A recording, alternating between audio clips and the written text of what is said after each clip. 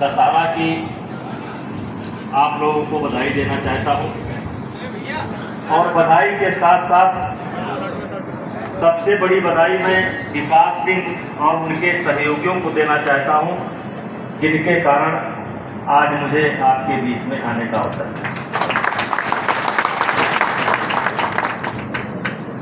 हमारे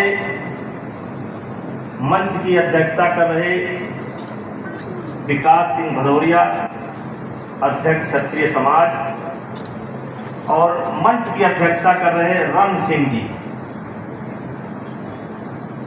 और सत्येंद्र सिंह भदौरिया उपाध्यक्ष, हंसराज चौहान जी, राजेंद्र सिंह चौहान जी, विमल भदौरिया जी, महेंद्र सिंह चौहान जी, मनुआ सिंह चौहान जी, बीनू भदौरिया जी, अवधेश भदौरिया जी, शैलेंद्र चौहान जी, उपेंद्र राणावत जी, अश्विनी सिंह जी, अभय सिंह जी, सुनील सिंह जी हमारे पुराने सहयोगी हैं, मंच पर बैठे हुए हैं। अजीत सिंह जी बानर सेना के अध्यक्ष हैं, नाम तो हनुमान जी वाला है। अभी मैं कल रामलीला देख रहा था, राम जी के सामने, हनुमान जी के सामने राम जी हाथ जोड़े खड़े थे कि लक्ष्मण के लिए कुछ करिए। वैसे हमारे ये बानर सेना के अध्यक्ष हैं और ये गुड्डू सिंह ब्लॉक प्रमुख हैं, हमारे छोटे भाई हैं, हमारे विधानसभा से ब्लॉक प्रमुख हैं। अखंड प्रताप सिंह है, ये हमारे शिक्षा का पूरा काम संभालते हैं, करीब 50-60 स्कूल कॉलेज की जिम्मेदारी इनके ऊपर है। संजय सिंह ये हमारे बचपन के सहयोगी हैं, परिवार हैं, और सभी सम्मानित भाइयों,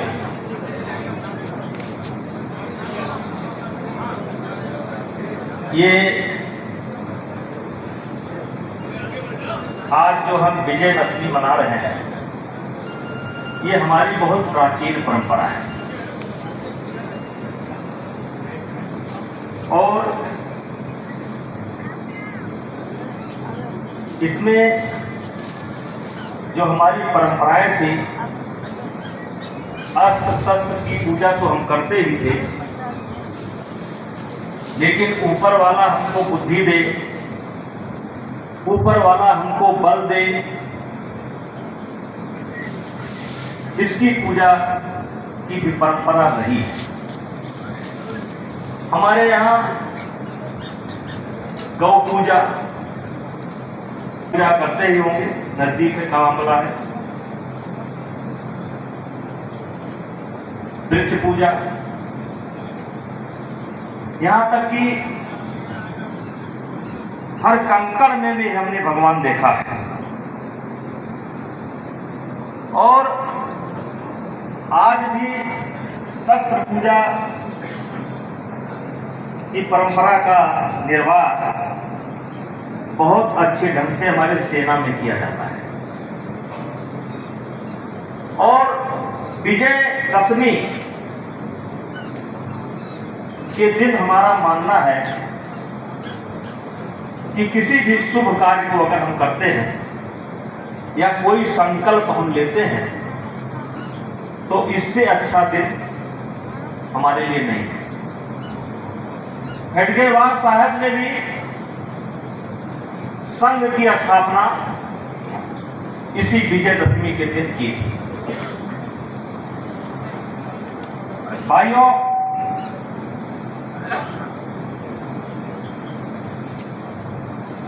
एक समय था जब अस्त्र शस्त्र का बहुत महत्व था। थोड़ा मेरी बात गंभीरता से सुनिएगा तो समझ में आएगा। है लड़के, चलिए इधर पीछे, हम जरा दूसरे की शिक्षा किए, चलिए इधर। अभी मैं अपने भाई, छोटे भाई हमारे वक्तव्य दे रहे थे, भाषण दे रहे थे, उन्होंने कुछ अपने मन की पीड़ा भी व्यक्त की। भाइयों, मैं कहना चाहता हूं कि समय के साथ साथ हमारे कर्म और कर्तव्य भी बदलते हैं।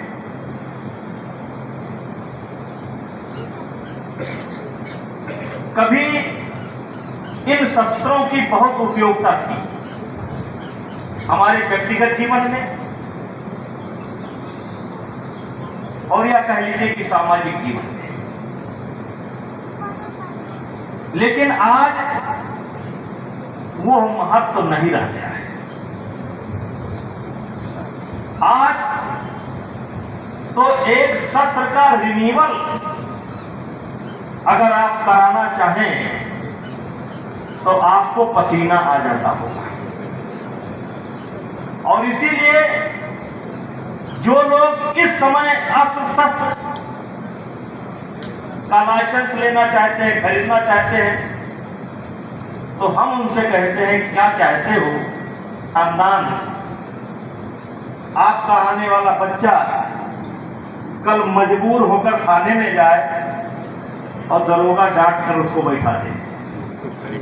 ये हकीकत है, ये सच्चाई है। एक शस्त्र को पाने के लिए, एक का रिन्यूअल कराने के लिए कितना अपमान झेलना पड़ता है, इस बात का अनुभव उनको जरूर होगा जिनके पास इस समय अस्त्र और शस्त्र हैं। भाइयों, हत्या करना पाप है, हत्या करना पाप है ना? लेकिन यही हत्या जब देश के जवान सीमा पर करते हैं तो हम उनको मेडल पहनाते हैं। यही कर्तव्य बदल जाते हैं। हत्या करना पाप है, लेकिन यही हत्या जब देश के लिए सीमा पर हमारे जवान करते हैं तो उसके लिए उनको सम्मान से नवाजा जाता है। मेरे भाइयों, क्षत्रिय कौन? देखिए, मैं बहुत बड़ा विद्वान नहीं हूं और बहुत बड़ा राजा महाराजा नहीं। मैं सामान्य परिवार में पैदा हुआ, सामान्य परिवार में पैदा हुआ। 6 भाई हम पैदा हुए थे, आज हम अकेले हैं। 5 को मैंने कंधा दिया है, मैंने 5 को, और 22 साल के एक जवान बेटे को भी मैंने कंधा दिया है। तो दुनिया का हर सुख, दुनिया का हर दुख हमने भोगा है। हमारे कहने का तात्पर्य है कि मैंने कहा कि समय समय पर हमारे दायित्व बदलते रहते हैं। 100 वर्ष पहले कुछ और था, 500 वर्ष पहले कुछ और था, 1000 वर्ष पहले कुछ और था, आज कुछ और है। तो सबसे पहले मैं आपसे कहना चाहता हूं कि अगर आप सम्मान से जीना चाहते हैं तो बदली हुई परिस्थिति में अपनी भूमिका की तलाश करो। बदली हुई परिस्थिति में अपनी भूमिका की तलाश करो। जन्म से हर व्यक्ति शूद्र है। जब प्रलय के 5 को और 22 साल के एक जवान बेटे को भी मैंने कंधा दिया है। तो दुनिया का हर सुख, दुनिया का हर दुख हमने भोगा है। हमारे कहने का तात्पर्य है कि मैंने कहा कि समय समय पर हमारे दायित्व बदलते रहते हैं। 100 वर्ष पहले कुछ और था, 500 वर्ष पहले कुछ और था, 1000 वर्ष पहले कुछ और था, आज कुछ और है। तो सबसे पहले मैं आपसे कहना चाहता हूं कि अगर आप सम्मान से जीना चाहते हैं तो बदली हुई परिस्थिति में अपनी भूमिका की तलाश करो। बदली हुई परिस्थिति में अपनी भूमिका की तलाश करो। जन्म से हर व्यक्ति शूद्र है। जब प्रलय के बाद मनु महाराज से हमारी उत्पत्ति हुई तो उस समय कोई जात नहीं थी। जन्म से हर आदमी शूद्र है। धीरे धीरे करके हुआ। लेकिन मेरे भाइयों, एक समाज की जो परिकल्पना है कि समाज की व्यवस्था कैसे चलेगी, समाज कैसे जुड़ा रहेगा,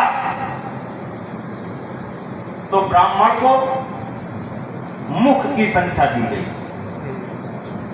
सोचने का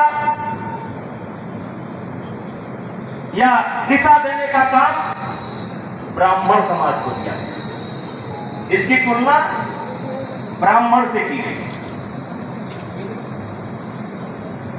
हाथ यानी कर्म, क्योंकि ब्राह्मण सोच सकता है,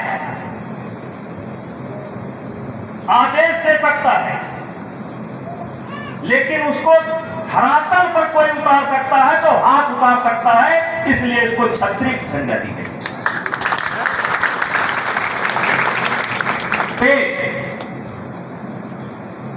पेट की तुलना बनिया से की गई कि मुंह से हम राशन ले, मुंह से हम खाना लेते हैं, पानी लेते हैं। बनिया का क्या काम है कि किस अंग को कितना जरूरत है, किस अंग को कितना खून की शूद्र के रूप में जब उनकी चर्चा होती है तो वो अपने आप को अपमानित महसूस करते हैं। मेरे भाइयों, शूद्र का मतलब कमजोर वर्ग, मजदूरी करने वाला वर्ग, खेती करने वाला वर्ग, तलवार बनाने वाला वर्ग, भाला बनाने वाला वर्ग, यानी कि जिनके हाथ में काम था, उनको उनकी तुलना शूद्र से की गई। और जिसको शूद्र कहा जाता है, इसी शूद्र के ऊपर ही पूरा समाज खड़ा है।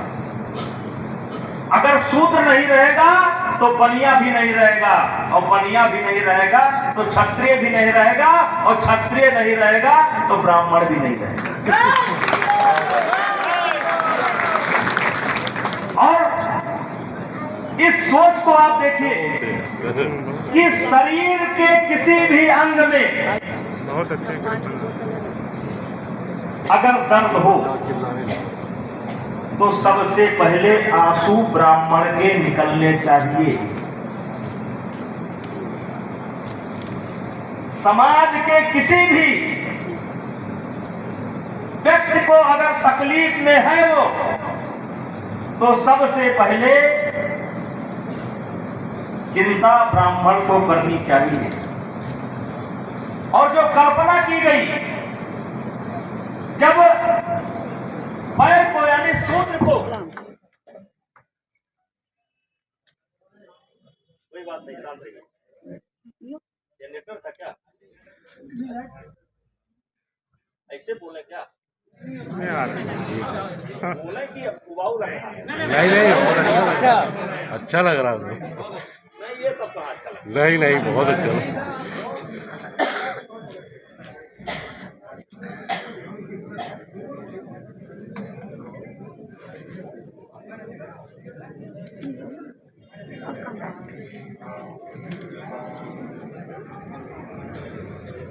तो मेरे भाइयों,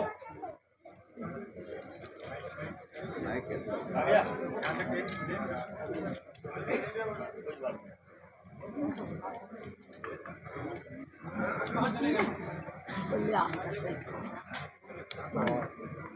खाली होगी तो का एक ही अपने में पी गई।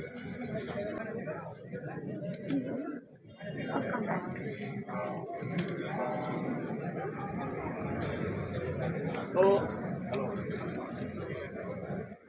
मेरे भाइयों, आ गया?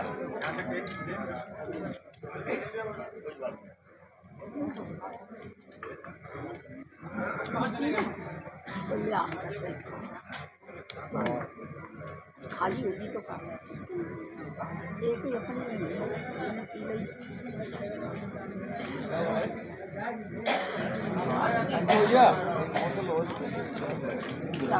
चलो कर ले।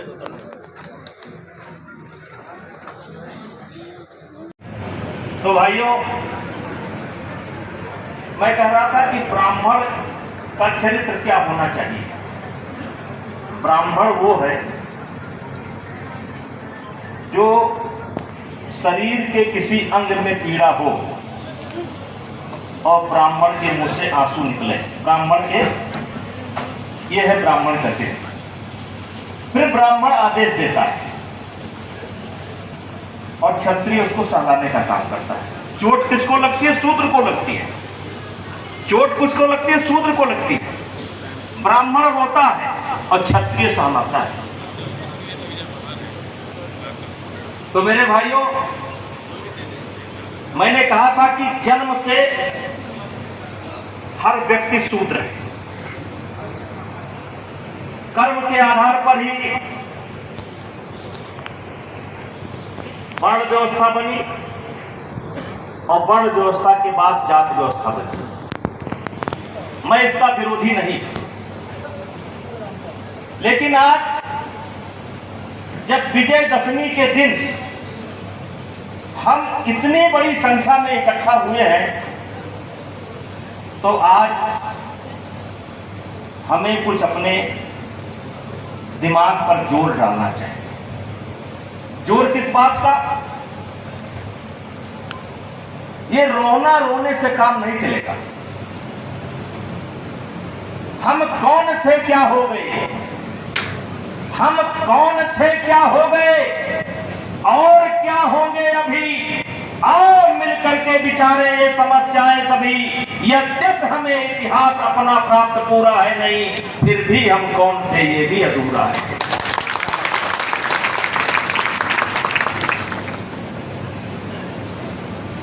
हम कौन थे, क्या हो गए और क्या होंगे अभी? आओ मिलकर के विचारे ये समस्याएं सभी। यद्यपि हमें इतिहास अपना प्राप्त पूरा है नहीं, फिर भी हम कौन थे ये भी अधूरा है। मेरे भाइयों, अगर हम महाभारत काल की बात करें या हम रामायण काल की बात करें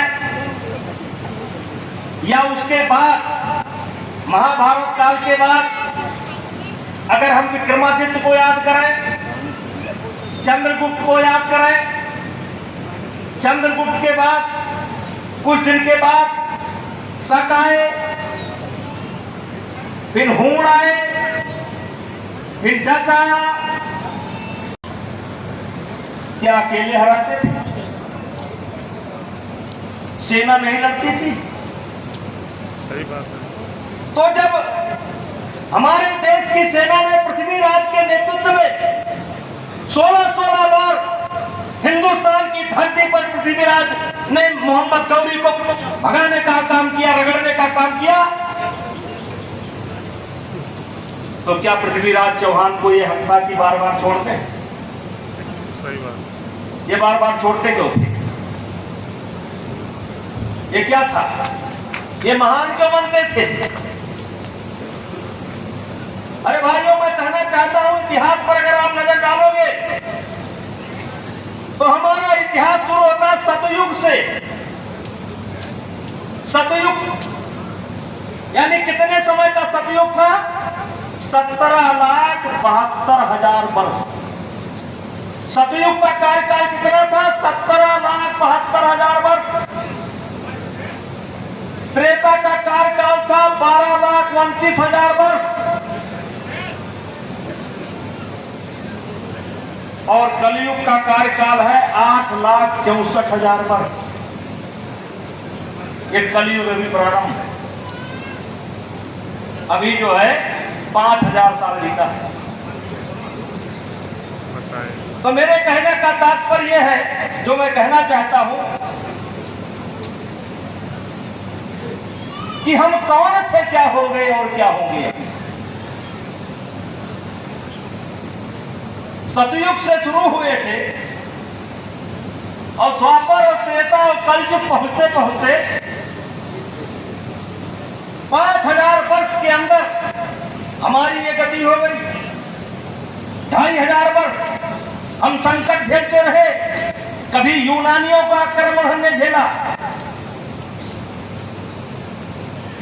फिर शक का झेला, फिर होड़ का झेला, 7वीं शताब्दी में इस्लाम आया उसको झेला, फिर बाबर को झेला, फिर गुलाम बख्श झेला। क्या हम इस पर कभी विचार करते हैं? नहीं करते। इसलिए मेरे भाइयों, मैं आपसे एक बात कहना चाहता हूं, ये रोना रोने से काम नहीं चलेगा। बदली हुई परिस्थिति में अपनी भूमिका को तलाशो। प्रजातंत्र की, लोकतंत्र की आलोचना करने से आपका काम नहीं